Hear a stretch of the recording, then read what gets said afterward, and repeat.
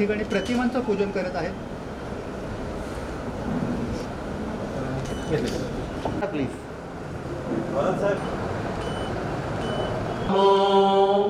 धम्मं नमस्सामि सुपटिपन्नो भगवतो सावक संघो संघं नमामि. नमो तस्सा भगवतो अरहतो सम्मा सम्बुद्धस्सा. नमो तस्सा भगवतो अरहतो सम्मा सम्बुद्धस्सा. नमो तस्सा भगवतो अरहतो सम्मा सम्बुद्धस्सा. बुद्धं शरणं गच्छामि धम्मं शरणं गच्छामि संघं शरणं गच्छामि. द्वितीयंपि बुद्धं शरणं गच्छामि. द्वितीयंपि धम्मं शरणं गच्छामि. द्वितीयंपि संघं शरणं गच्छामि. तृतीयंपि बुद्धं शरणं गच्छामि. तृतीयंपि धम्मं शरणं गच्छामि. तृतीयंपि संघं शरणं गच्छामि. पाणातिपाता वेदमणि सिक्खापदं समादियामि. अदिन्नदाना वेदमणि सिक्खापदं समादियामि. कामेषु मिच्छाचारा वेदमणि सिक्खापदं समादियामि. मुसावादा वेदमणि सिक्खापदं समादियामि. सुरामेरय मज्जपमादकाना वेदमणि सिक्खापदं समादियामि. साधु साधु साधु योजन्ते सिद्धो वरकोति मूले मारं ससनं महती विजत्वा संबोधि मागच्छे अनन्तयानो. लोकोत्तमोत्तं पदामि बुद्धं पठ्ठं इको अर्यपथो जनानं. भोकपावसौ जिगो ममग्गो धम्मोऽयं सन्तिकरो पणितो नियारिको तं पठामि धम्मं. संघो विसुतो वरदक्षिणीयो संतनिग्र सममलपीडीनो. गुणे नेहिकी समीतिपत्तो अनासवेतं पठामि संघं. सकलविज्जं विदुर्ज्ञानं देवरूपं सुजीवं. निमलचक्षो गभीरघोषं गौरवर्णं सुखाय.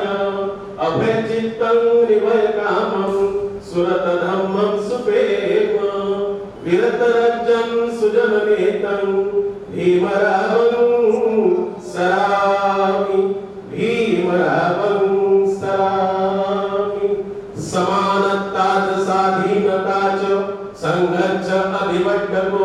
वर्णभेदास उपचिन्तको अवेदेन विचितो. जम्बुद्वीपस्य विलीयमानञ्जनको बीजखाडेषु पारगो. युगन्धरो भीमराव महापण्डितो महानायको. तथागतस्य सावको वन्दमि भीमरावं. वन्दमि भीमरावं. वन्दमि भीमरावं. साधु साधु साधु. या ॲडव्होकेट किरण चन्ने साहेब लिखित प्रज्ञासूर्याची किरण या पुस्तकाचं प्रकाशन या ठिकाणी होत आहे. भोगागळे मॅडम, प्राध्यापक विजय मोहिते सर, प्राध्यापक शुक्राचार्य गायकवाड सर, आदरणीय राजाराम पाटील साहेब, लेखक किरण साहेब, अशोकजी चाफे साहेब, लेडी सकपाल साहेब यांच्या प्रमुख उपस्थितीमध्ये हा कार्यक्रम संपन्न होतो आहे. मित्रांनो, बघा आता अतिशय चांगल्या वातावरणात या पुस्तकाचं प्रकाशन झालंय. हे पुस्तक सगळ्यांनी वाचलं पाहिजे आणि प्रत्येकाने पुस्तकं लिहिली पाहिजे, कारण आपला बॅकग्राऊंड खूप बाकी आहे. धन्यवाद. ठिकाणी आदरणीय राजाराम पाटील साहेब, शेतकरी प्रबोधिनीचे नेते यांच्या हस्ते आणि सर्वांच्या हस्ते पुस्तक प्रकाशन झालं. ते म्हणाले की मी विसरलो, पण मी तुम्हाला विसरलो नाही.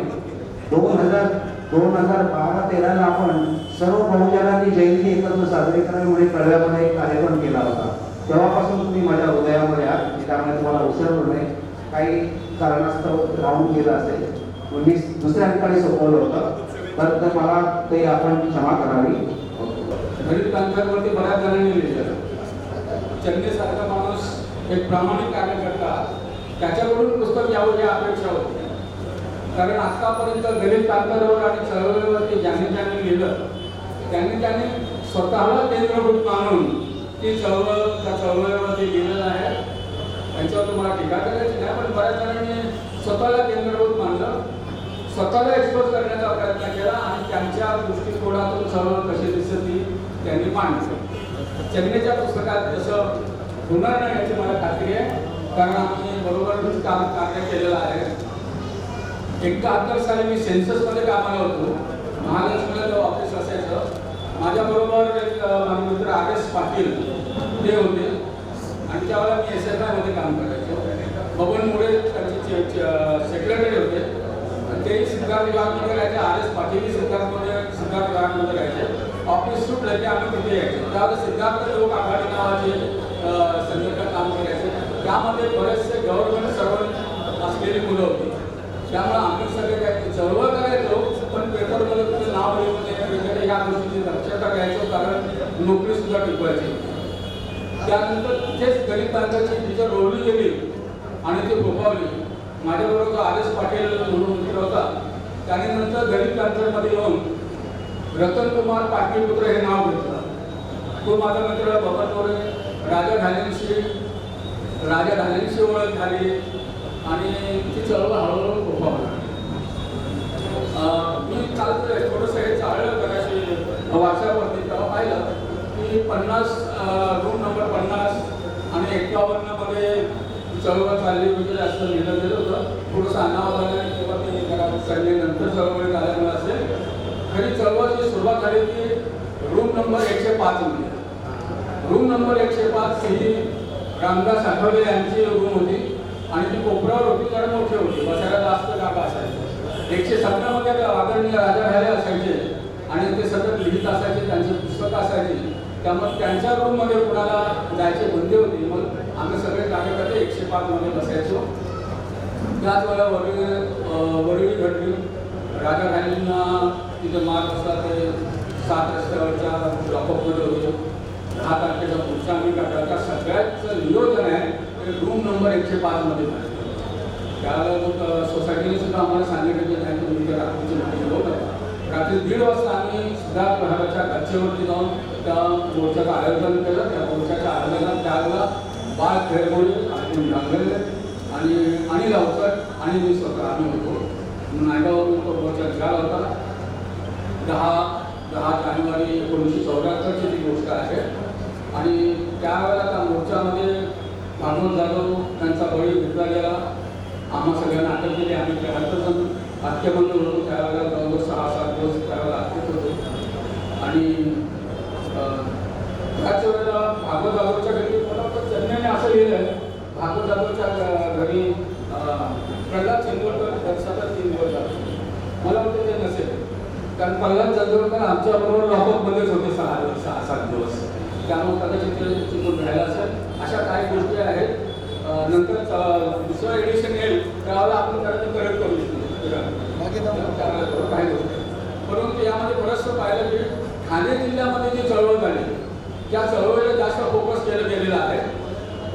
कारण स्वतः चेन्नई तिथे राहत होते, खर्डीला राहत होते. आमचं खर्डीला नेहमी जाणं येणं होतं आणि चळवळ जी काय चालली त्यात सुरेश सावंत याचा फार मोठा सहभाग होता. सुरेश सावंत आम्ही शाळेपासूनच चळवळीमध्ये होतो. 1965 साली पुण्याच्या महात्मा ज्योतिराव फुले हायस्कूलमध्ये ते आणि मी शिकत असताना त्यावेळेला एक अन्यायी मुख्याध्यापक होते कापरे नावाचे, ब्राह्मण होते, जातीचा काही संपर्क नाही, पण अन्याय होतो. कुठल्या जातीने अन्याय करणारे माणसं असतात. तर त्यांना हटवण्यासाठी जो आम्ही आंदोलन केलं, त्याला पुण्याच्या आमच्या वेळचे बॅचचे जयदेव गायकवाड होते, ते नंतर अंगार झाले, राष्ट्रवादीमध्ये आहेत. आम्ही त्यावेळेला चळवळ केली. म्हणूनच चळवळीला आम्हाला चालना मिळाली. आम्ही पुढे टँकर फोफवला, टँकरमध्ये बरेचशा कामं केली. त्यानंतर राजा राहिले म्हणायचे की आपण पुढचे टँकरचे आपण जेव्हा ते पुढचे रिपब्लिकनच आहोत. त्यामुळे 1977ला जेव्हा टँकर बरखास्त केली त्याला आमचं म्हणणं होतं की आपण आता रिपब्लिकन पक्षाची मांडणी करू. परंतु राजा राहिलेले मुवमेंटच काढले. मग आम्ही काही जणांनी युवक रिपब्लिकन काढले. युवक रिपब्लिकन बरीचशी बनवली. त्या प्रेसिडेंटमध्ये मी होतो, सदस्य होते आणि चेन्नई होते. मला वाटतं त्याचा उल्लेख पुस्तकात आलेला आहे. तुम्ही तो पुस्तक जरूर वाचावं. आणि थोड्या काळात ती बरीचशी फोफावली. आम्ही त्याचं चांगलं नियोजन केलं. बहुधांना सवलती मिळाव्यात म्हणून ज्या 5 जणांचं आमचं सिस्टममध्ये दिल्लीला गेलो होतं त्यांनी लोकसभेमध्ये पत्रकं भेटली. त्यात सुरेश सावंत, आपले कांचन उभाळे यांना अटक करण्याचं मागे बसले. त्यांच्याजवळ त्याला उठून गेला. पार्लमेंटमध्ये युवक रिपब्लिकन तर्फे जे पत्रकं भेटले त्यामध्ये कांचन उभाळे, सुरेश सावंत आली होती, श्रीकांत तळवलकर होते, घनश्याम गरुड होते. आणि आम्ही काय क्रेडिट घेतलं नाही, पण बहुतांना सवलती मिळाल्या. त्यामध्ये आमचाही सहभाग आहे. मराठवाडा युनिव्हर्सिटीसाठी ठाण्यामधून बरेच जण मोर्चाला गेले होते. त्यामध्ये सुरेश सावंतचं ज्या दिवशी लग्न होतं त्या दिवशी रात्रीच्या गाडीने ते नागपूरला गेले होते. अशा ह्या सर्व किरणचा फार मोठा सहभाग होता. आणि या सगळ्या गोष्टी मला वाटतं या पुस्तकात आलेल्या आहेत. आणि त्यांनी स्वतःचा त्यांचा सहभाग जर यात असला म्हणून त्याचं क्रेडिट त्यांनी स्वतःला घेतलं नाही. काही पुस्तकांमध्ये पाहिलं त्यांना असं वाटलं की त्या दलित क्रांती किंवा ती चळवळी त्यांच्यामुळे पुढे गेली. परंतु चंद्रे साहेबांनी मात्र हे सगळं क्रेडिट हे सगळ्या कार्यकर्त्यांना दिलेलं आहे. आंबेडकरी चळवळ विशेषतः दलित क्रांतीच्या चळवळीच्या संदर्भातलं आपलं जे भाष्य आहे ते महत्त्वाचं आहे. आणि किरण कुमार चंडे यांनी सुद्धा या पुस्तकामध्ये राजा घालेंचं एक अतिशय सुंदर कोट दिलेलं आहे. त्यांचं भाष्य असं आहे त्यांचं म्हणणं आहे की चळवळ ही मरत नाही, चळवळ ही जिवंत असते. या संदर्भातलं त्यांचं भाष्य आहे की चळवळ ही कधीही बंद पडत नाही, ती डोक्यामध्ये चालू असते किंवा अंतर्मनात चालू असते. त्यातही माणसं मरत असतील, बदलत असतील, पण चळवळ कधी मरत नाही. माणसं चळवळ सोडतील, पण चळवळ माणसाला सोडत नाही. माणसं चळवळ सोडतील पण चळवळ माणसाला सोडत नाही. तो अस्वस्थ झाला की चळवळीत आलाच पाहिजे. चळवळ त्या असं अस्वस्थतेचं कारण आहे. चळवळी जो करीत नाही तो माणूस माझ्या मते मेलेला आहे, तो जिवंत नसतोच. चळवळ यासाठी आहे की तिच्यामध्ये हजारो लाखो लोकांच्या विचारांमध्ये क्रांतिकारक बदल करण्याची क्षमता असते आणि म्हणून ही चळवळ जिवंत असते.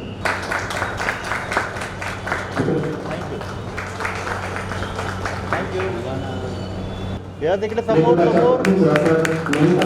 त्यांचा सुद्धा अध्यक्षांचा हस्ते होतो आहे. त्याबरोबर रवींद्र हे घट आहे नाट्य आणि ते लेखक ॲडव्होकेट किरण चंद्रे सर आणि श्रोते मायबापू. आणि मी सुरुवातीलाच सांगू इच्छिते की हे जे पुस्तक, हा जो ग्रंथ आहे प्रज्ञासूर्याची किरणे आणि तो जो कालखंड आहे, तो कालखंड पाहता मला जे पुस्तक समीक्षणासाठी आलं, खरं तर शुक्राचार्य गायकवाड सरांनी माझ्यावर विश्वास दाखवला आणि माझं नाव सुचवलं, त्याबद्दल सर्वप्रथम त्यांचे आभार. पण हा जो कालखंड आहे तो कालखंड पाहता माझा जन्मसाल 1977 आहे. त्यामुळे मी खरंच अधिकारवाणीने बोलू शकत नाही. या उलट मला किरण चंद्रे सरांचे आभार मानायचे, शुक्राचार्य गायकवाड सरांचे आभार मानायचे आहे की त्या निमित्ताने मला या ग्रंथाचं वाचन करता आलं आणि किती येता म्हणजे हा जो समारंभ आहे त्याचं साक्ष होण्याची संधी मिळाली. कारण माझ्या भोवताली हे जे सगळे किरणं आहेत ही, आणि म्हणजे मी स्वतः हरावलेली आहे. कारण माझा जन्म नाशिकचा आहे. तिथे झालेली आहे. ठाणे जिल्ह्यातल्या या चळवळीचा मला खरोखर फारसा माझा अभ्यास नाही, मी स्वतः सुरुवातीलाच मान्य करते आणि माझ्या ज्ञानात खरं तर आता भर पडलेली आहे हे सांगते. आणि या पुस्तकाचं ते परीक्षण करताना एकूण या पुस्तकात 18 प्रकरणं आहेत. या 18 प्रकरणांपैकी मला सरांनी सांगितलं की पहिल्या 4 प्रकरणांवर तुम्ही बोला आणि या 4 प्रकरणांवर फक्त मला बोलायचं आहे. आणि या हे जे पुस्तक आहे कोणत्या ग्रंथ कोणत्या कॅटेगरीत मोडता येईल आपल्याला, तर व्यक्तिचित्रणात्मक कॅटेगरीमध्ये आपल्याला याचं वर्गीकरण करता येऊ शकतं. आणि याबाबत आपल्याला असं सांगायचं की व्यक्तिचित्रण करता करता कळत न कळत किरणचंद्र सरांचं आत्मकथनही आलेलं आहे आणि भविष्यात आता प्युअर आत्मकथन त्यांचं प्रकाशित होईल अशी आशा आहे. आणि आत्मकथनांचं आत्मचरित्रांपेक्षा वेगळं वैशिष्ट्य असं आहे की आत्मकथनामध्ये स्वकथनामध्ये स्वसोबत स्वेतर समाज आपल्या समाजाचं सुद्धा चित्रण येतं. आणि ह्या व्यक्तिचित्रणात्मक ग्रंथामध्ये या सगळ्यांचं व्यक्तिचित्रण चित्रित करण्याचा प्रयत्न चंदेसरांनी केला आहे. आणि ते त्या व्यक्ती कोण आहेत, तर हे चळवळीचे हिडन हिरो आहेत. हे चळवळीचे हिडन हिरो त्यांना अतिशय मानाचं स्थान त्यांनी आपल्या ग्रंथात दिलेलं आहे. शिवरायांचे जसे मावळे होते तसे भीमरावांचे हे भीम सैनिक होते आणि या भीम सैनिकांची यशोगाथा या प्रज्ञासूर्याची किरणे या ग्रंथात आलेली आहे. या हे जे साहित्यिक आहेत या साहित्यिकाचे तुम्ही प्रिय वाचक आहात आणि या साहित्य लेखकाचे ते ॲडव्होकेट आहेत ना, म्हणून या साहित्य लेखकाचे तुम्ही न्यायाधीश सुद्धा आहात. आणि या तुमच्या लोक न्यायालयात यांच्या ग्रंथाला न्याय मिळेल याबाबत माझ्या मनात अजिबातच शंका नाहीये. आणि मला हा ग्रंथ वाचता वाचता आमच्या शाळेतल्या शिक्षकांनी विज्ञानाच्या शिक्षकांनी एक प्रयोग दाखवला होता. तो प्रयोग आठवला आणि तो प्रयोग मला लगेच इथे कोरिलेट करावा असा वाटला. तो प्रयोग असा होता की बहिर्वक्र भिंग असतो, म्हणजे सूर्याचे अनेक किरणे या पृथ्वीतलावर पडतात पण ती कोणतीच कामाची नाहीये. पण ज्यावेळी बहिर्वक्र भिंगावर सूर्याची किरणे एकत्रितपणे येतात तिथे एक बिंदू असतो आणि त्या बिंदूमुळे त्या भिंगाच्या खालचा जो कागद असेल किंवा पालापाचोळा असेल तो जळण्याची क्षमता त्या किरणाच्या एकत्रित येण्यामुळे निर्माण होते आणि तो बिंदू म्हणजे त्यावेळेचा दलित पॅंथर होता आणि तो बिंदू अजूनही टिकून आहे. आणि हा जो बिंदू आहे त्या बिंदूने या मानवतावादी विरोधकांचा जो त्याचा पालापाचोळा आहे ना, त्या पालापाचोळा जाळण्याचे काम त्यावेळी केलेलं आहे आणि त्याची महत्वपूर्ण नोंद किरणचंद्र साहेबांनी घेतलेली आहे. आणि मी PhD केली त्यामुळे आपल्याला जे संशोधन करायचं आपल्याला माहिती आहे. संशोधन करताना एक व्याप्ती मर्यादा आखून घ्यावी लागते. किरणचंद्र सरांनी व्याप्ती आखून घेतली की मी ठाणे जिल्ह्यातली फक्त जे कार्यकर्ते आहेत त्यांच्या कार्यावर प्रकाश टाकेल आणि त्यामुळे त्यांना हे कार्य उत्तमपणे पार पाडता आलेलं आहे. ती व्याप्ती आखून घेतामुळे आणि आमच्याही ज्ञानात त्यामुळे भर पडलेली आहे. ते त्यांच्या मनोगतात म्हणतायत एका ठिकाणी की मनोगत असं आहे की मी माझ्या दृष्टिक्षेपात जे आले जे मला आठवले ते मी लिहिले. परंतु मला असं वाटतं की त्यांच्या त्या दृष्टिक्षेपापेक्षा त्यांचा परिप्रेक्ष्य मोठा आहे. त्यांचा परिप्रेक्ष्य मोठा आहे त्यामुळे या ग्रंथाला निश्चितच महत्व प्राप्त झालेलं आहे. त्या मनोगतात पुढे ते असं म्हणतात बघा की त्या मनोगतात एक विधान आहे त्यांचं. ते विधान असं आहे की 1972 साली दलित पॅंथर वादळासारखे आले आणि निसर्ग नियमाप्रमाणे ओसरले. सर यात मला एक छोटीशी भर टाकायची आहे की ज्याप्रमाणे निसर्ग नियमाप्रमाणे वादळ आले आणि निसर्ग नियमाप्रमाणे ते ओसरले त्याप्रमाणे निसर्ग नियमाप्रमाणे वादळ एकदाच येत नाही तर वादळ पुन्हा येते आणि दलित पॅंथरचे वादळ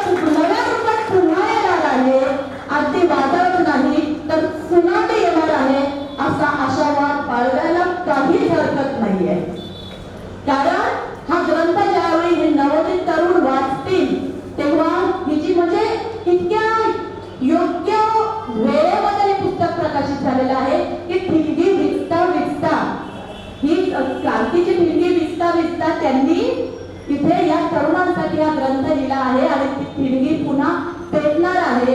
त्या नवतरुणांना ही गोष्ट कळणार आहे आपल्या कार्यकर्त्यांनी काय केलंय, आपला इतिहास काय आहे. हे जे पहिलं या 4 प्रकरणामध्ये पहिलं प्रकरण जे आहे ते पहिलं प्रकरण, त्याचं शीर्षक आहे सामाजिक चळवळीची पार्श्वभूमी.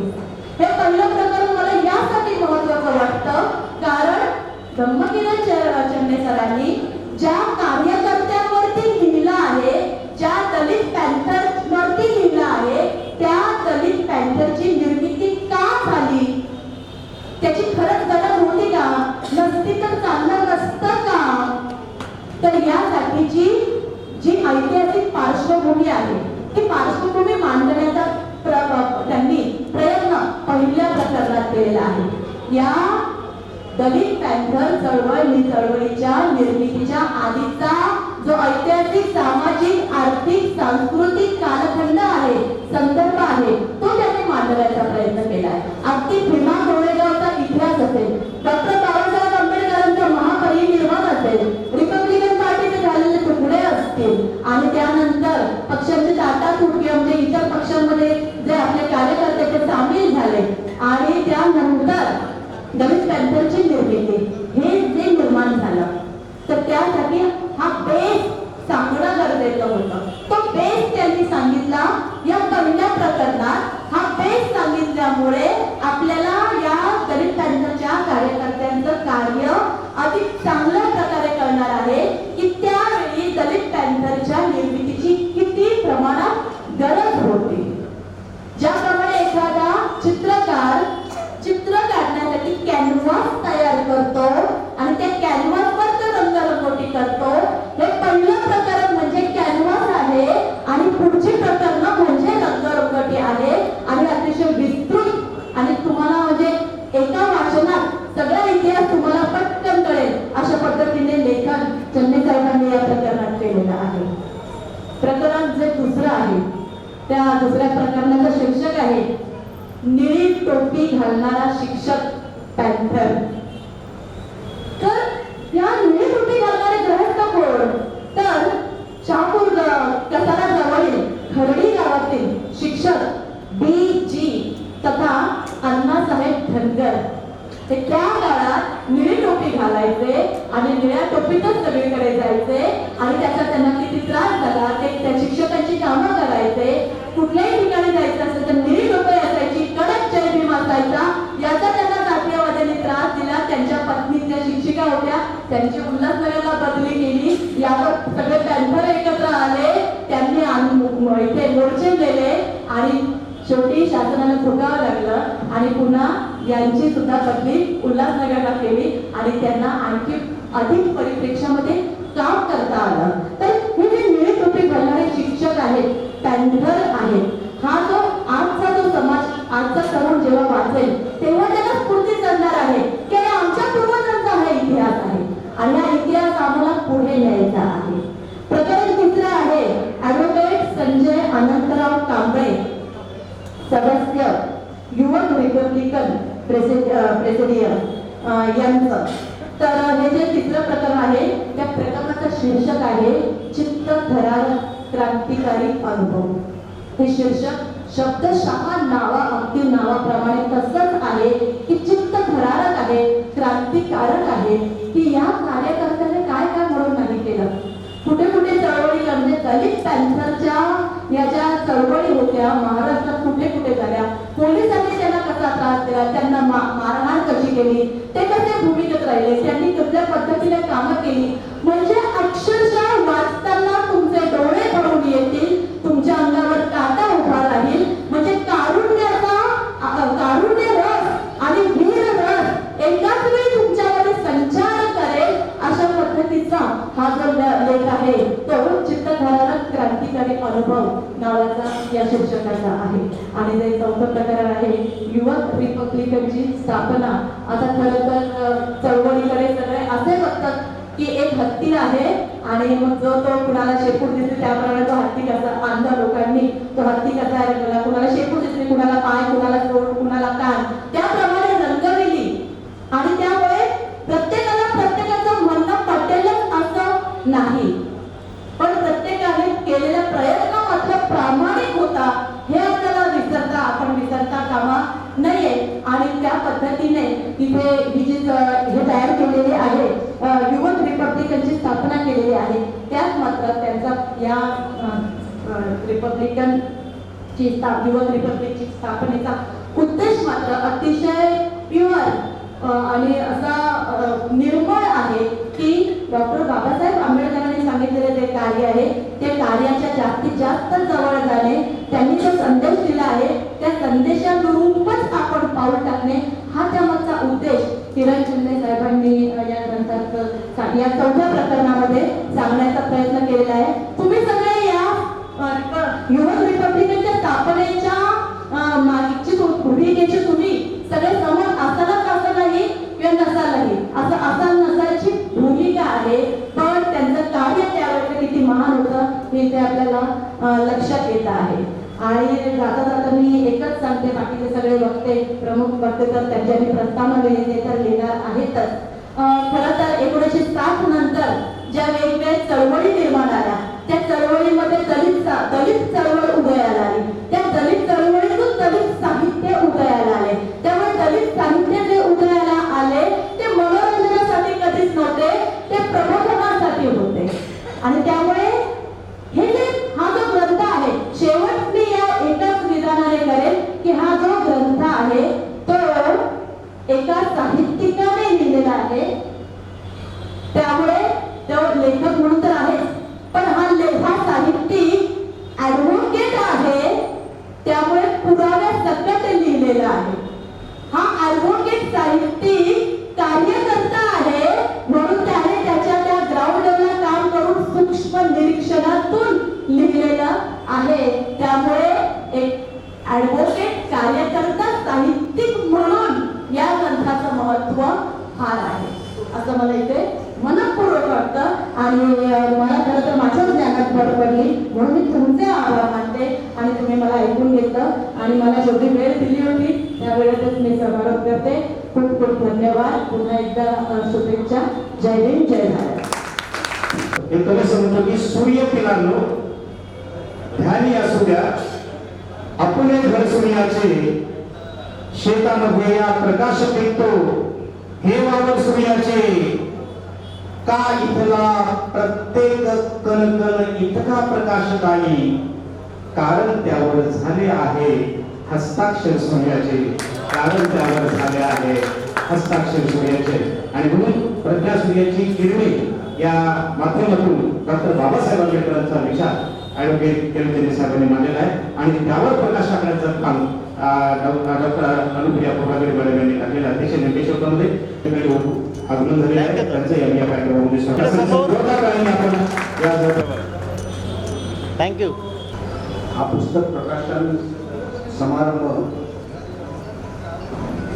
आपल्याला वेळेत आवडता घ्यायचा आहे आणि अतिशय चांगल्या पद्धतीने प्राध्यापक अनुप्रिया पोहागडे माझ्यावर त्यांनी वर्षाव केलं. आणि वादळाची त्यांनी जी वादळ हे परत येत असतं, पण वादळाला दिशा नसते, ते परत येतं आणि परत कोलमडून पडलं.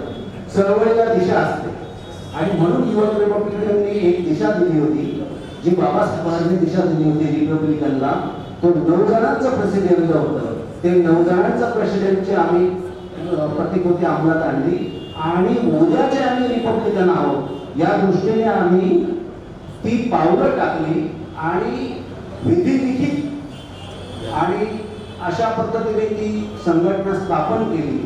पण ज्या संघटनेला ध्येय आणि धोरण असतं ती कधी कोलमडत नाही. वादळ कोलमडतं, परत येतं, परत कोलमडतं, त्याला दिशा नसते. ते गोंगावर जातं, कुठेही जातं, कुठल्याही दिशेला जातं, त्याला काही दिशा नसते. तर युवक रिपब्लिकनला ही एक दिशा होती आणि मी माझं मनोगत त्या पुस्तकामध्ये मांडलेलंच आहे. मी अधिक आपला वेळ घेणार नाही. पण 72 या ठिकाणी प्राध्यापिका, ज्येष्ठ साहित्यिक अशा काही कांबळे या ठिकाणी आलेले आहेत. बरेचसे लोक या ठिकाणी माजी उपजिल्हाधिकारी बी डी जाधव आहेत, थोरात साहेब आहेत, काही माझ्याकडून जर काही चूक झाली तर मला क्षमा करा. नापास जाधव आहे, त्या बॉम्बे म्युनिसिपल कॉर्पोरेशनचे मुख्य अभियंता आताच निवृत्त झालेले आमचे मित्र महेंद्र उवाळे या ठिकाणी उपस्थित आहेत, जमदाडे आहेत. आणि कोण कोण मला या चष्म्याच्या नानासाहेब आहेर आहेत, जे यादव आहेत, बौद्ध विकास मंडळाचे अध्यक्ष चंद्रकांत गरुड आहेत, त्यांचा संच आहे. आमचे अतिशय आदरणीय सुरवाडे साहेब आणि त्यांच्या मिसेस या ठिकाणी उपस्थित त्या प्रत्येक कार्यक्रमाला असतात. मी त्यांचा या ठिकाणी आदर करतो, अभिनंदन सर्वांचं करतो. आणि मी अधिक वेळ निघत NS भालेराव आहेत, सुजाता मॅडम आणि नंदा निळे आहेत, दिलीप कटारे आहेत, कितीतरी नावं आहेत माझ्यासमोर.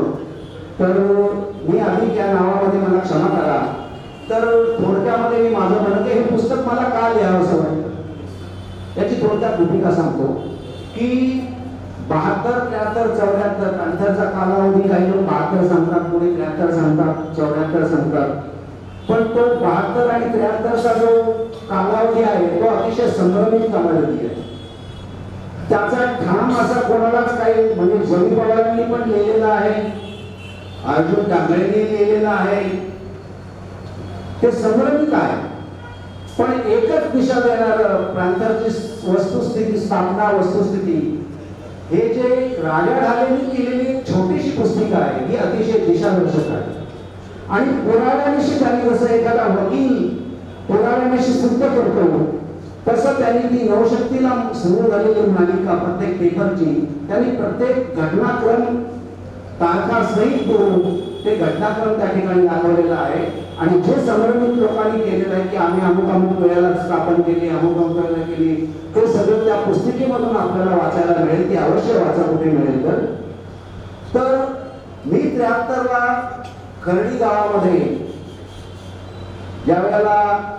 त्यावेळेला आमचे नेते सुरेश सावंत होते, त्यांच्या तब्येतीमुळे ते आज आले नाहीत, त्यांनी यायला हवं होतं. तर त्यांनी पॅन्थर आमच्या खर्डी गावामध्ये आणली आणि 1973ला राजा ढालेंना ते घेऊन आले.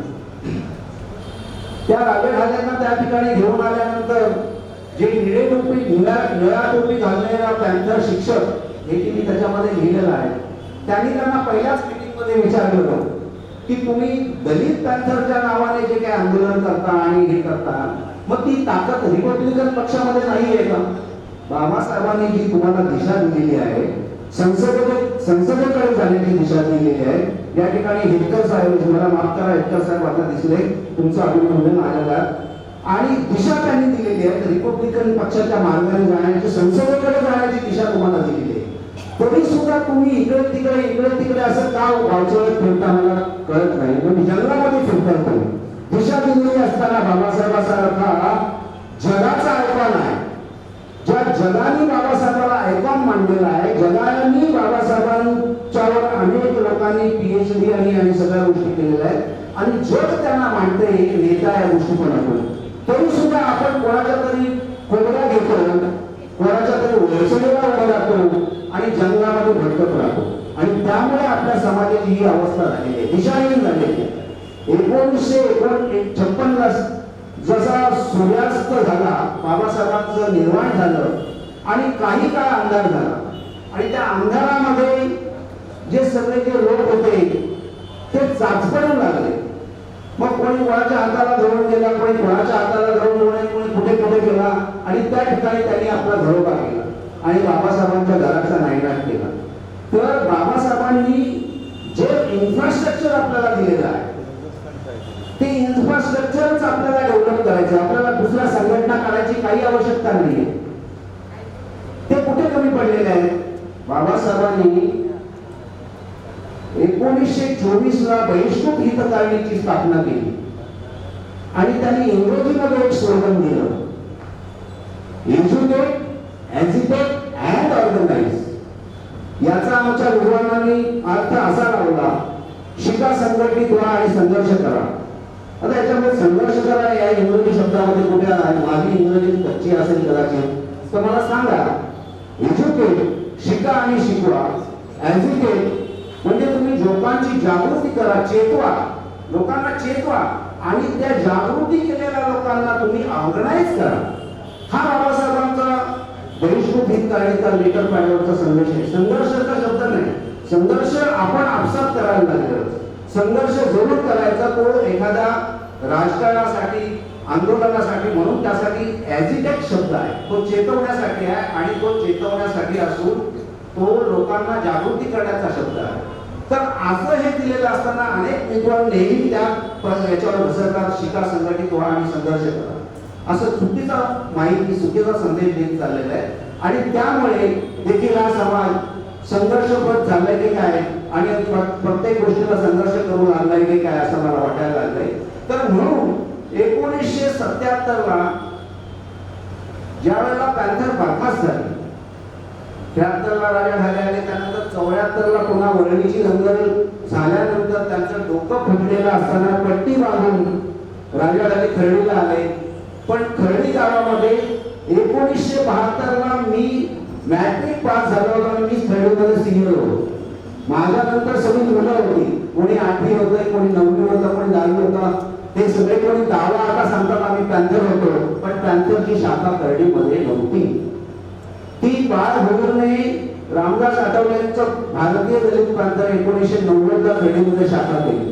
तोपर्यंत खर्डीमध्ये आम्ही सुरेश राम बरोबर आम्ही कसाऱ्याच्या शाखेमध्ये काम करत होतो. तर अशा तऱ्हेने 74 ला देखील राजा झाले, खर्डीमध्ये आले आणि माझा संबंध जो सिद्धार्थ विहाराशी आला ते आमचे ज्येष्ठ नेते रतन कुमार पाटील बरोबर या ठिकाणी आहेत, अरविंदजी निकालले आहेत. पण या लोकांकडून मला माहिती मिळाली.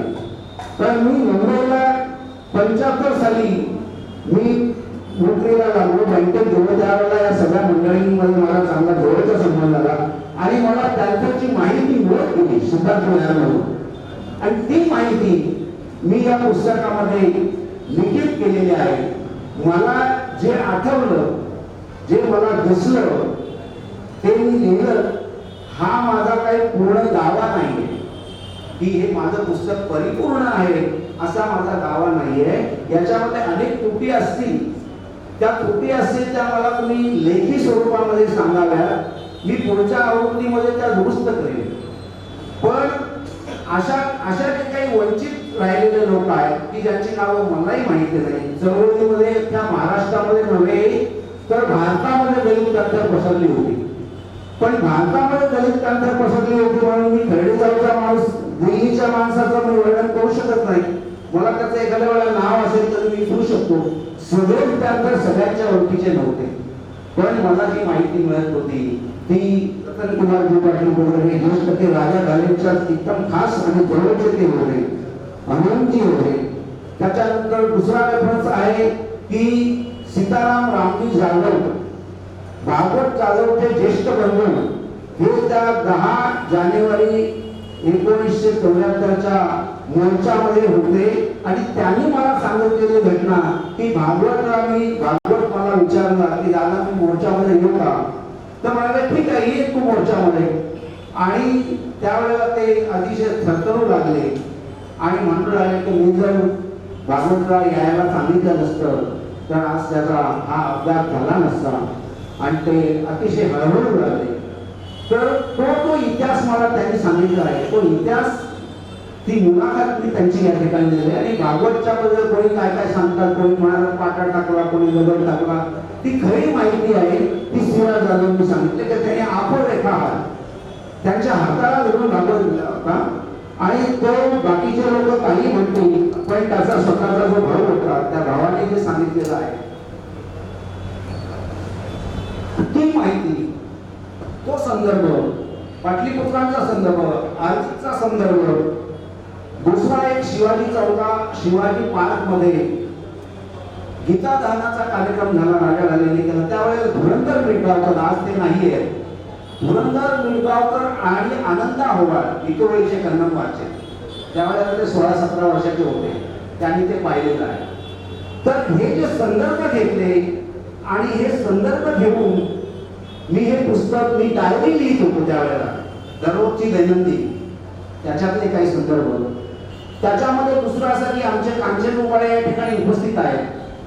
ते कांचन मोबाळे म्हणजे त्यांनी जी स्वीट मेमरी म्हणून एक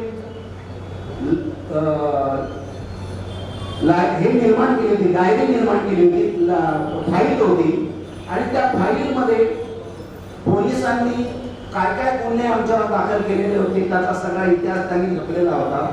ती स्वीट मेमरी, माझी डायरी आणि या सगळ्यांचं जे मुलाखती आहे, या मुलाखतीचं वर्णन या पुस्तकामध्ये आलेलं आहे. मी माझ्या मनाचं काही लिहिलेलं नाही. हे जे आहे सगळ्यांनी त्याच्यामध्ये जे सहकार्य केलेलं आहे त्यांचं आहे. मग ते जे काही चुकीचं आहे की बरोबर आहे ते इथे हजर आहे. त्यांनी मला एक गोष्ट सांगितलं आणि मी त्यांच्याशी डायलॉग त्यांच्या घरी बसून पुस्तक चाललेलं आहे किंवा हा संदर्भ बरोबर आहे का, हा चुकीचा आहे का, श्रीकांत तळवटकरांबरोबर मी बसून तपासलेलं आहे की काही संदर्भ मागे चुकू शकतात. मग त्यांना विचारून मी ते लिहिलेलं आहे. आणि मग असं विचारून लिहिलं. या ठिकाणी आमचे त्यावेळेचे युवक रिपब्लिकनचं 9 जणांचं प्रेसिडियम होतं. त्या 9 जणांच्या प्रेसिडेंटचे एक सदस्य ॲडव्होकेट संजय कांबळे हे त्यावेळेला विद्यार्थी दशेमध्ये होते. त्यांचा जो चित्तथरारक प्रसंग मी या पुस्तकामध्ये वर्णन केलेला आहे ते उपस्थित आहे. ते MITC मध्ये GF म्हणून रिटायर झालेले आहे. आणि आम्ही युवक रिपब्लिकन मध्ये असताना आमची विद्यार्थी परिषद किती पुढे गेलेली होती त्याचं पण एक उदाहरण आहे. त्याचं दुसरं उदाहरण तुम्हाला सांगेल की सिद्धार्थ कॉलेज, आंबेडकर कॉलेजमध्ये प्राचार्य डॉक्टर सिद्धार्थ कांबळे हे आमचे कार्यकर्ते होते. त्याहीपेक्षा दुसरा एक नमुना आहे की प्राध्यापक डॉक्टर प्रदीप आगलावे हे आमच्या मराठवाड्याचे प्रतिनिधी होते. आज ते फार तेवढ्या मोठ्या पोस्टवर आहे. तर ही सगळी मंडळी युवक रिपब्लिकनच्या माध्यमामधून पुढे गेलेली आहे याचा आम्हाला गौरव आहे. म्हणजे आम्ही काय नुसतं डोकं फोडण्याचं काम केलेलं नाही, आम्ही विद्यार्थी कसा पुढे जाईल त्याला एक दिशा दिली आणि ती दिशा बाबासाहेबांनी दिलेली दिशा, आमची काही दिशा नाही. आम्हाला दिशा दिलेली बाबासाहेबांनी. आम्हाला काय दिशा आहे, तुम्हाला आम्हाला जी दिशा दिलेली आहे ती बाबासाहेबांनी दिलेली दिशा आहे. या ठिकाणी शास्त्र साहेब आहेत, या ठिकाणी जाधव पत्रकार आहेत. तर ही जी दिशा आम्हाला बाबासाहेबांनी दिलेली आहे तरी सुद्धा आपण इकडे तिकडे का जातो हा प्रश्न मला नेहमी पडतोय. आणि म्हणून हे मनोगत मी जास्त न लांबवता, कारण 1977 ला जी युवक रिपब्लिकन स्थापन झाली आणि बहुदांच्या सवलतीचा प्रश्न त्यावेळेला निर्माण झाला होता, तर त्या बहुदांच्या सवलतीच्या प्रश्नावर भैयासाहेब ज्यावेळेला त्यावेळेचे प्रधानमंत्री मोरारजीभाई देसाई होते त्यांना भेटायला गेले आणि त्यांची मुलाखतीमध्ये त्यांनी सांगितलं की आम्हाला बहुदांच्या सवलती तुम्ही कधी देताय. मग बहुदांच्या सवलती कधी देताय म्हटल्यावर मोरारजींनी तो फणा काढला आणि निखारी त्याच्यावर दंश केला आणि म्हणाले की तुम्हाला बौद्ध व्हायला कोणी सांगितलं. प्रधानमंत्री म्हणतात की तुम्हाला बौद्ध व्हायला कोणी सांगितलं. मग सूर्यपुत्र खरे ते बाबासाहेबांचंच रक्त होतं ना. ते म्हणाले तुमच्या आणि आमच्या बापाने आम्हाला बौद्ध व्हायला सांगितलं असं खर्चावून सांगितलं आणि ते बाहेर पडले.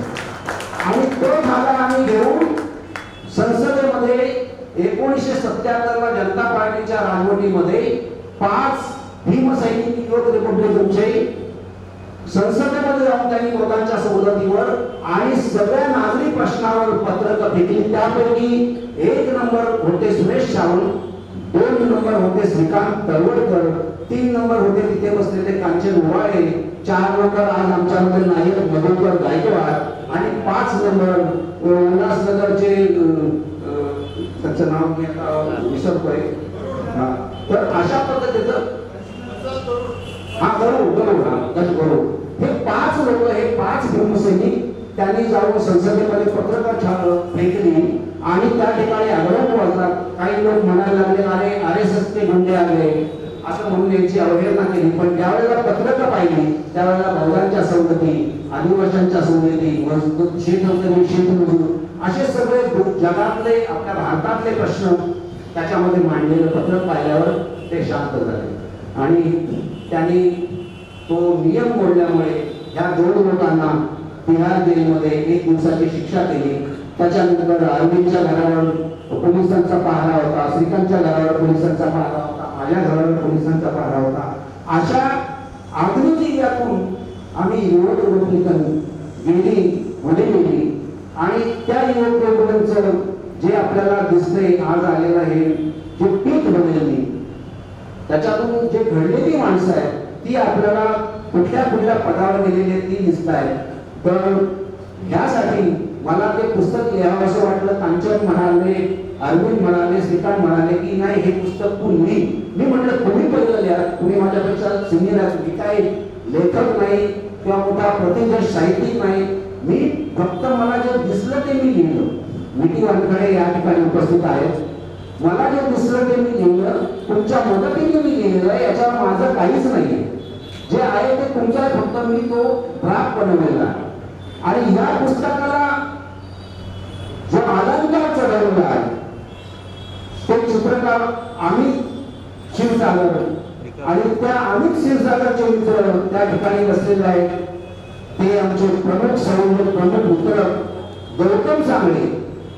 हा गौतम सांगळे एक सामान्य माणूस तुम्हाला दिसतो, सामान्य पुस्तक विक्रेता माणूस तुम्हाला त्याची ओळख आहे, पण त्या माणसाकडे काय नॉलेज आहे, त्याचं काय अँगल आहे, त्याचं काय परीक्षण आहे, त्या चित्राचं परीक्षण मला वाटतं तोच करू शकतो.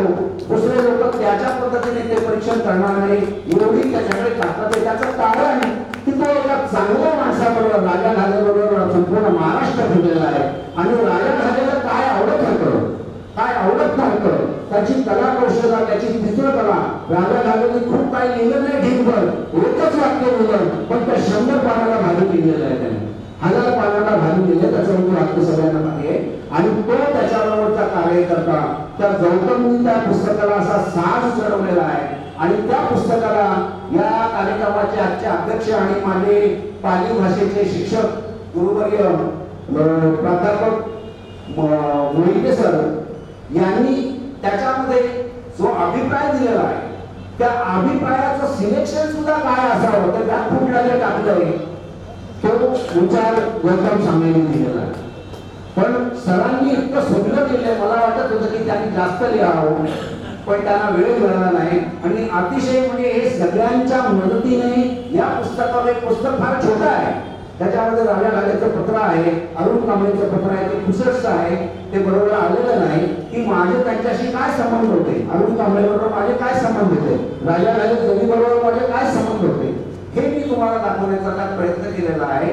आणि अशा पद्धतीने हे पुस्तक छोटं जरी असलं, 100 पानाचं जरी असलं, पण ते एक दिशादर्शक आहे, प्रेरणादायी आहे. तरुणांनी आम्ही नोकरी करून आम्ही काय केलं, तुम्ही पण ते करू शकता.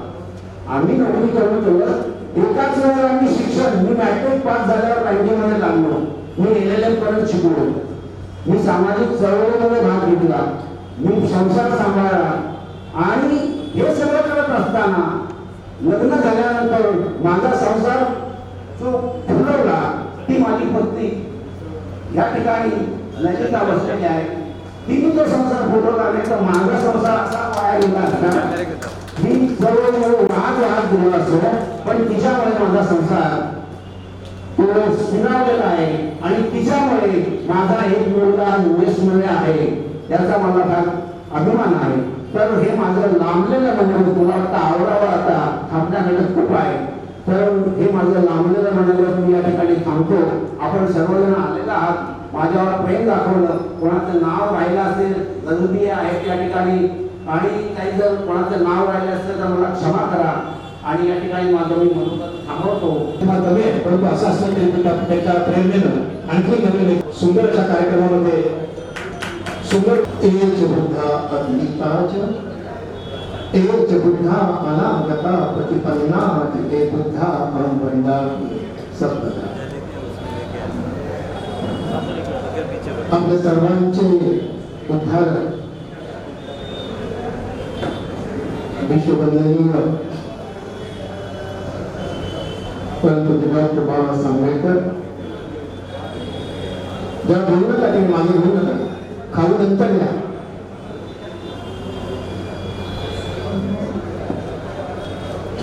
बाबासाहेबांचे 3 भाऊ, सर्व महामानव, आपले आदर्श महामाता त्यांना अभिवादन. आजच्या या पुस्तकांत सोहळ्याचे अध्यक्ष आदरणीय पायी अभ्यासक प्राध्यापक विजय सर, त्याचप्रमाणे त्यांनी सुरुवातीला अतिशय महत्वपूर्ण समीक्षा केली या पुस्तकाची. त्यांची लाडकी मुलगी बहिणी कार्यकर्ते चळवळीतील विचारवंत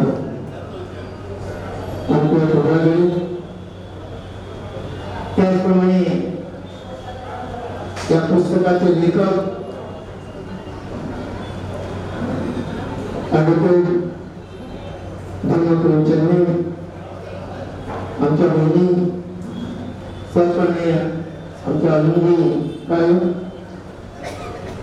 आणि सुरुवातीला अध्यक्ष होण्यापूर्वी राजन पाटील यांनी जे काही विचार मांडले ते आपण ऐकले. या ठिकाणी सुरुवातीला भीमसूची परिषद भेट होते आमचे पदाचार्य आणि या अनेकांची नावं भगत सरांनी घेतलेली आहेत. एक मोठा विचारवंत, संपादक, अभ्यासक भगत सर समोर म्हणजे अनेक विचारवंत, अनेक मान्यवर, साहित्यिक, लेखक, पत्रकार बंधू. मी नाव यासाठी घेतली आता हे अनेक नावं दोन किंवा त्यांनी घेतली, सुरेशनी घेतली, भगत सर घेतली, त्यांनी म्हणणार नाही. परंतु तुझ्या पावलांचे ठसे पाहिले मी बाबासाहेब, तुला प्लीज म्हणलं का त्याला बोलायच्या नंतर बोला. तुझ्या पावलांचे ठसे पाहिले मी, दिशा मज कळाली कसा चालू. तुझ्या पावलांचे ठसे पाहिले मी, दिशा मज कळाली कसा चालू. धर्मपुर चन्ने यांनी मग सांगितलं वाऱ्याच्या संदर्भातील, दिशेच्या संदर्भातील बाबासाहेबांनी आम्हाला दिशा आणली, मार्ग दिला. कोणता मार्ग तो सांगितला. या पुस्तकामध्ये जी चार प्रकरण होती माझ्या वाट्याला आलेली, त्यांनी सांगितलं होतं की या चार, जसं आमच्या अनुप्रियाला सांगितलं तसं मलाही सांगितलं होतं, लेखकाचा अधिकार आहे. इथल्या कणाकणावर अधिकार मला आहे, इथल्या क्षणाक्षणावर अधिकार मला आहे. त्याचा अधिकार त्यांनी वापरला आणि मला सांगितलं ही चार प्रकरण तू बोलायचं, पण तिन्ही प्रकरण तेच बोलले. मला दोनला शिल्लक ठेवलं नाही. बांधवांना बघितलं, मी चित्रकार आहे, जेजस्पुराचा विद्यार्थी आहे, त्यामुळे चित्राचं धर्म, चित्राची भाषा, चित्राचा रंग, चित्राच्या व्यक्तिरेखा आणि वस्तू याबाबत परिचयाचे आहे. हे इतकं बोलण्यात पाहण्याने मला 4 वेळ भेटले सकाळपासून. गायकवाड साहेब काय आहे चित्र, कोणी काढलं चित्र. मी त्यांना हळू हळू हळू हळू पायी पायी अगदी बोलता बोलता हे चित्राचं मी चित्रण केलं. त्या चित्रामध्ये एक स्त्री बसलेली आहे, जिने गुलामगिरी नष्ट केली आहे, शृंखला तोडली आहे, फेकून दिली आहे, असे चित्र आहे. तिच्या पायाजवळ संसद आहे, जुनी आणि नवीन पार्लमेंट, त्याचं रेखाचित्र आहे. पण ते रंगांना रंगवलेलं असं छान चित्र आहे. आणि एका वेळेला हातोडा आहे, शृंखला स्वयंसर, तो हातोडा यासाठी आहे, तो शृंखला तोडण्यासाठी आहे. आणि इकडे डाव्या बाजूला वेळा पण आहे, वेळाचं चित्र आहे. आणि एका हातामध्ये पेन आहे. तुम्ही याद करके क्या करो लोके से भी रुकता नहीं. चलिए जी ऐका, तुम्हें याद करके क्या करो लोके से भी रुकता नहीं, लेकिन दिल करा झुको बिना तो मेरे बिना भी रुकता है. पुढे बसतो आहे म्हणून बोलतो आहे. ही लेखणी आहे. बाबासाहेबांनी दलित क्रांतिकारक बाबासाहेबांचा विचार क्रांतीने घेतला, स्वीकारला आणि प्रत्येकाच्या हातात देगडी दिली आणि वाचा पूर्णचं काम केलं. अन्याय अत्याचार ती लेखणी आहे.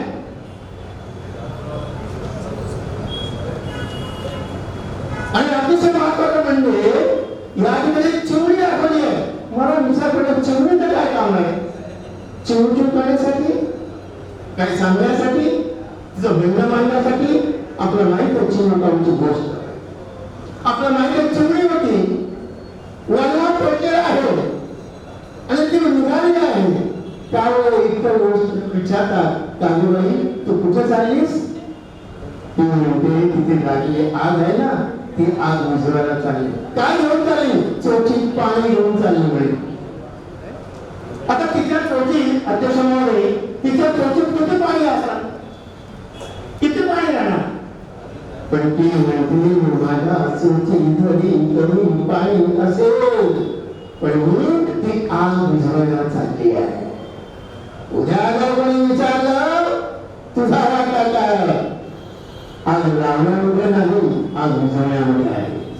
हे काम केलं आहे. चळवळीला ताकद आहे, चळवळीचं ध्येय आहे, चळवळीची प्रणाली आहे, चळवळीचं कर्तृत्व आहे, जे बाबासाहेब नेतृत्व करून दाखवून करून आपल्याला दिलेलं आहे. तो जिवंतपणा राखण्यासाठी नवीन येणाऱ्या पिढीला खरंच काय माहित नसतं. आणि किती लोक असतात नवीन पिढी? हा प्रश्न माझ्याकडे अनेक ठिकाणी निर्माण होतो आहे. किरण चंद्रच्या पुस्तकाला माझी 90वी प्रस्तावना आहे. 90वी प्रस्तावना आहे. हे कशात सांगतो की नवीन पिढीला काय द्यावं नियुक्तपणे कळलं पाहिजे. मला काय लिहिलं आहे, कशासाठी माझा जन्म आहे, कशासाठी मी बाबासाहेबांचा शिष्य, कशासाठी बाबासाहेबांचा वारसा सांगून चळवळीमध्ये उतरला आहे. तर माझं कर्म आहे, माझं काम आहे, माझं कर्तव्य आहे की चळवळीच्या आठवणी जाग्या करणं. तो काही इतिहास आहे 1972चा. त्याच्या आधी 1927 साली 14 तळ्यावरी 10,000 जनता होती, परिषद भरली होती. तर माझे लोहा भराया या पडत कुणाच्या पाया. आम्ही काय करतो? लोटांना घालतो. आज आम्ही पायावर बसतोय, जिथे बसायला तिथे बसतोय, जिथे हसायला तिथे हसतोय, जिथे पोरांनी बोलतो. ह्या ज्या बारीक सारीक आठवणी, बारीक सारीक गोष्टी आहेत त्या माहिती पाहिजे. म्हणून मी आंबेडकरी बाप दिलं आमच्या आशाला काही. आंबेडकरी आई की आमच्या आई कशी होती तिला चळवळ नव्हती, माहिती नव्हती, तरी बाबासाहेबांची व्याख्यान, बाबासाहेबांचे विचार तिने ऐकलेला आहे. तिचा संस्कार आहे. ते संस्कार आम्ही नवीन पिढीला, नवीन लोकांना सांगितलं पाहिजे. म्हणून आंबेडकर बाप दिला का? इथे लेखक आहेत आम्ही, सर आहे आणि म्हणून सांगायचं पुस्तक म्हणतो आहे. या पुस्तकात म्हणजे ते लोकांना कळलं पाहिजे. मला जे बोलतो मी म्हणून टाकलं, पण बोलतो आहे यासाठी की कुठली रिपब्लिक पक्ष असेल, सेना असेल, तुमचे पक्ष काढला, ज्या आठवणी, या सगळ्या आठवणी इथे दाखवून आलेल्या आहेत. तर म्हणजे इथे 1972 साली अन्याय अत्याचाराचा मुकाबला करण्यासाठी संघटना निर्माण झाली. त्या संघटनेने आपापल्या परीने आपल्या उंचीमध्ये काम केलं. पण मला असं वाटतं की प्रतिज्ञा चळवळ हिला जर जोश घोष पुढे करायचे असेल तर ते आठवणीचे पक्षी राहिलेले लागते आणि ते काम आपण केलं आहे.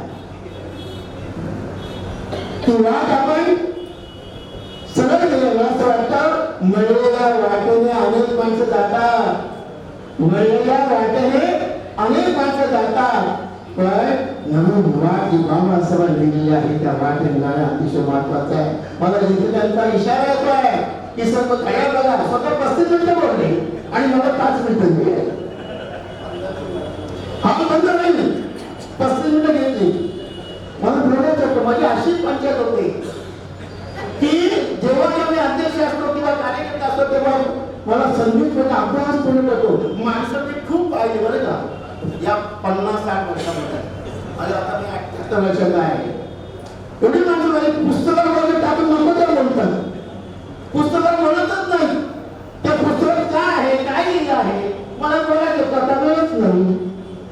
सांगायचा मुद्दा असा आहे की पुस्तक कशाने लिहितो आहे, ज्या मागील आठवणी आहे त्या तुम्ही जाग्या केलेल्या आहे.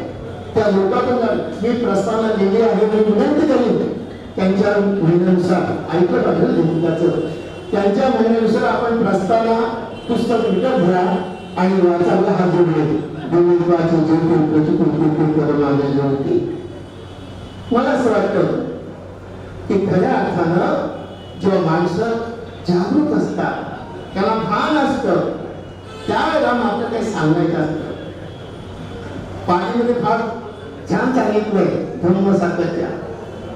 धम्म कधी सांगायचा, कोणत्या वेळी सांगायचा, कसा सांगायचा, का सांगायचा याची जाणीव मात्र म्हणून म्हणतो. जाणीव ना त्या क्षणांची जुनेच पान वाचतो, जाणीव ना त्या क्षणांची जुनेच पान वाचतो, पण लागल्याचं ठोकरा तरी जुनीच वाट चालतो. एवढ्या ठोकरा आधी आज समाजकारण राजकारण कसं आहे, धर्मकारण कसं आहे आणि सांस्कृतिक चळवळ किंवा कोणत्या गोष्टी कशा आहे याचं भान काहीकडे राहिलेलं नाही. आणि ते भान तुम्ही लोकांमध्ये निर्माण केलं आहे. त्या आठवणी जागा केलेल्या आहेत. या आठवणी पुस्तक विकत घेऊन आपण वाचायला मी प्रस्तावना लिहिली आहे. पुस्तक विकत घेतल्यास ती प्रस्तावना वाचा. आता मी आधी बोललो नाही, त्यांची सारखी एक बोट वर येत आहे, थांबा जा म्हणून जाता बरोबर नाही की लेखकानं नेमकं बाबासाहेबांना कोणत्या कथा दाखवला आहे, बाबासाहेब चळवळीच्या संदर्भात काय विचार मांडला आहे, बाबासाहेब त्यांच्या समजा सैनिक दलाशी काय म्हटलंय, भारतीय राज्यघटनेशी काय सांगितलंय. आता अखिल भारतीय आंबेडकरी साहित्य संमेलन मुलांना बाबासाहेब आंबेडकर कॉलेजमध्ये सुरू आहे. तिथे सांगितला विषय की बाबासाहेबांची जी चळवळ आहे ती नेमकेपणे कुठे आहे, कुठे उभी आहे, कशासाठी आपण जागृत आहोत की झोपलेला आहोत याचं चिंतन म्हणून केलं पाहिजे. आणि ते चिंतन म्हणून आपण केल्याबद्दल तुम्ही धन्यवाद देतो. त्यांनी अजून मला त्यांना सांगितलं सर तुम्ही बोलूच नका असं बोलले.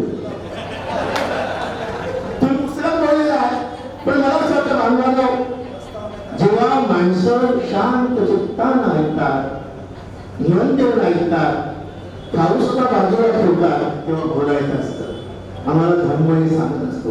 पाणी पुस्तकातून विद्यार्थ्यांना असं वाटतं की धर्मपदामध्ये सांगितलेलं आहे सेवनाचं बाळानं पंडितानं सेवना पूजाच पूजन एकदम मंगल उत्तम.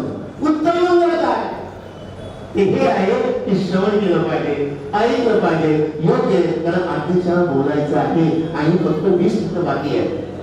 त्यामुळे मी धन्यवाद देतो.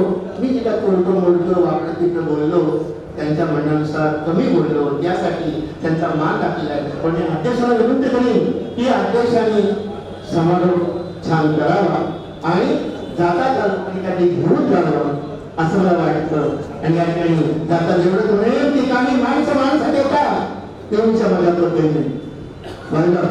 काही माणसं देतात तेव्हा ती प्रकाश देऊन जातात, काही माणसं देतात तेव्हा ती प्रकाश देऊन जातात. जाताना मात्र आपल्या सोबत दुसऱ्यांचा अंधार घेऊन जातात. आपण दुसऱ्यांचा मागील येण्याकरिता अंधार दूर करूया आणि जरा प्रकाशाची वाट टाकूया. ही प्रकाशाची वाट टाकायचं छोटं काम करूया, मेहनतीचं काम करूया. तुम्ही केलं त्याबद्दल साहित्यिकांच्या वतीनं, कवींच्या वतीनं मी आपला धन्यवाद देतो आणि इथे सांगतो धन्यवाद. साधू साधू.